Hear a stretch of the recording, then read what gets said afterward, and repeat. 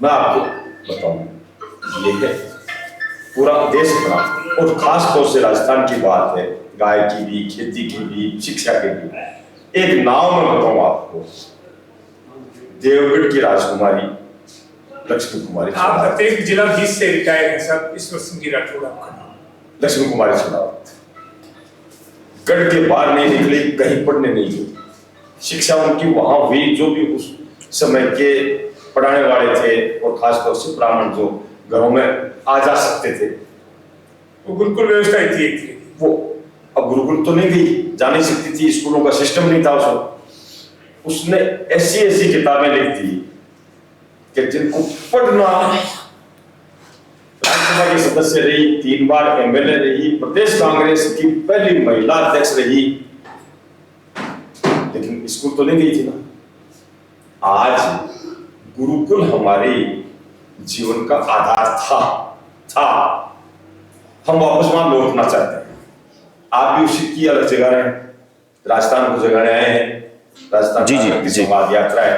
हम आपका यहाँ वीर जराकर सम्मान और स्वागत करते हैं, लेकिन हमें अभी आपने फरमाया कि महिला शिक्षा और लड़कों की या बच्चियों की अलग, हमें इसका मैं आपसे एक निवेदन इसलिए करना चाह रहा हूं, इनका भी इसी में जवाब आ जाएगा कि हम इसको कैसे करें, क्योंकि जो मेघालय ने दे दिया उसको हम नकार नहीं सकते, उसको छोड़ नहीं सकते। अब उसमें परिवर्तन भी कैसे लाएं, धीरे धीरे लाना पड़ेगा, जैसा आप प्रयास कर रहे हैं। इसके लिए आपको साथ एक हमारे यहाँ अभी आपके गुजरात में कोई नाम होगा, आदर्श विद्या मंदिरों का बहुत बड़ा सिस्टम है, चयन है, प्रक्रिया है हमारी।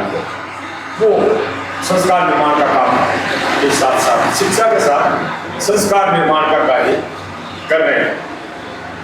एक यहाँ हमारे जैसे आरएसएस, वैसे ही क्षत्रिय योग संघ, वो भी समाज में संस्कार निर्माण का काम कर रहे हैं। इनसे भी जागृति आ रही है। आप इसमें अभी चूंकि गुजरात के हिंदुस्तान के दोनों पदों पर या पावरफुल जो है वो गुजरात में, वहां से कुछ ऐसा शुरू करवाएं कि ये गुरुकुल जो है इसको भी कहीं ना कहीं हमारे डंडे से कोई काम नहीं होता। शासन आदेश निकाल सकता है, मैं कलेक्टर तक रह गया, लेकिन उसकी पालना करवाने के लिए हमें जनता को तैयार करना पड़ेगा, जागृति लानी पड़ेगी, उनका मन बदलना पड़ेगा। ये सारी बातें भी करनी है। मेरा आग्रह आपसे है, मैं आपकी बातों से सहमत हूं, लेकिन हमें इसमें कुछ ऐसा जोड़ना चाहिए। अब ये इस बात से मैं नहीं खूब परिचित हूं। ये जो श्री राम गुरुकुलम बन रहा है, निर्माण चल रहा है, उसमें हम क्या क्या करेंगे वो सारा प्लान है। उसमें ये होगा कि आधुनिकता भी उसमें है, उसको हम नहीं निकाल सकते, और गुरुकुल की संकल्पना हमारे दिमाग में जो है संस्कार का निर्माण वो भी हो, क्योंकि आज संस्कार, संस्कृति और संयम, ये तीनों चीज हमारी अब आने वाली पीढ़ियां छोड़ती जा रही है, छूट रहा है हमसे। और रोजगारोन्मुखी, अभी आपने फरमाया तो बहुत सटीक बात थी कि अंग्रेज आए, उन्होंने हमें निर्जन, क्योंकि हमारे यहाँ रॉ मटेरियल जो है वो यहाँ से कलेक्ट करके इंग्लैंड जाता और वहां से बड़ा हुआ माल आता, तो हमारे हुनरमंद जो थे वो बेरोजगार हो गए। सामान वहां चला गया, वहां से आया तो उनकी दुकान तो चल पड़ी, हमें तो 1 रुपया मिला कच्चे सामान का, और वो बनकर वापस आया तो 10 रुपए हमारे लगे, हम गरीब हो गए। फिर उन्होंने शिक्षा ऐसी दे दी कि हम नौकरी करें। आज भी 90% माँ बाप, अभिभावक जिनको हम कहें पेरेंट्स, वो अपने बच्चे को स्कूली शिक्षा या कॉलेज शिक्षा या टेक्निकल शिक्षा इस बात को मान कर देते हैं कि ये नौकरी करेगा, भले डॉक्टर की करे, इंजीनियर की करे, वकील बने, कुछ भी, लेकिन हमारे जहन में बात अभी भी वही है। 10% लोग ऐसे हैं जिनके बहुत अच्छी खेती होगी या बहुत अच्छा व्यापार होगा, तो वो MBA विदेश से करवा करके भी अपने बेटे को दुकान या अपने फैक्ट्री संभालते हैं, ये अलग बात है। तो मेरा आग्रह आपसे है, इस सवाल जवाब का समय नहीं था, आपने बहुत अच्छी बातें बताई, आप बता रहे तो हमें भी इसके बारे में सोचने को भी कुछ बात करने के साथ सोचने को भी नहीं सोचना है। और प्रश्न ये हुआ है। बोलना तो शायद आधा घंटा हो तो भी चले, चर्चा होनी चाहिए 1.5 घंटा। लेकिन इस पर विचार करना चाहिए कि हम कैसे इसको और ज्यादा ठीक कर सकते हैं, आपके विचार आपकी भावनाओं को आगे बढ़ाने के लिए। लेकिन थोड़ा सा आप इसमें ये और जोड़े, क्योंकि हम बालिका और बालक शिक्षा को आज अलग करें तो कैसे करें वापस। अब कोई देखिए हो गई वही जींस पहन रहे हैं, मतलब बहुत हल्की बात कर रहा हूँ लेकिन करनी पड़ेगी, वही जींस बच्ची पहन रही है, वही बच्चा पहन रहा है, बोधेर हम हो गए, हमें तो पता ही नहीं चल रहा है लड़की है लड़का है, हमारे साथ तो सोच ये और हो गई।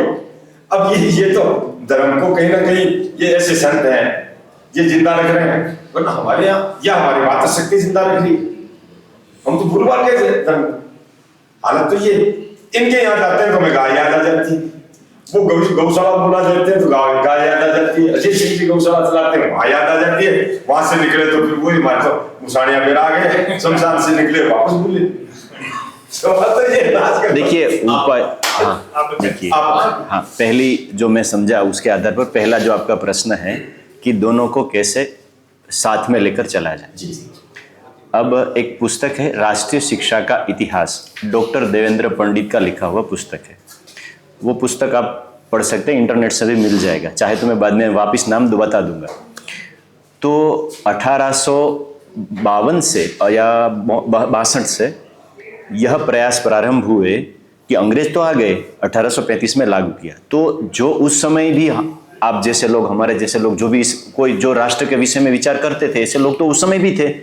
तो उनको लगा कि ये शिक्षा वाला तो मामला कुछ गड़बड़ाहट वाला है, तो उसको उस समय राष्ट्रीय शिक्षा के नाम से उन्होंने प्रारंभ किया। वो सबसे पहले करने वाले थे राजनारायण बसु, जो अरविंद जी थे अपने पौंडीचेरी वाले, उनके अरविंद घोष जी उनके नाना थे, उन्होंने वो प्रारंभ किया और वहाँ से उनका इतिहास उस पुस्तक में लिखा हुआ है।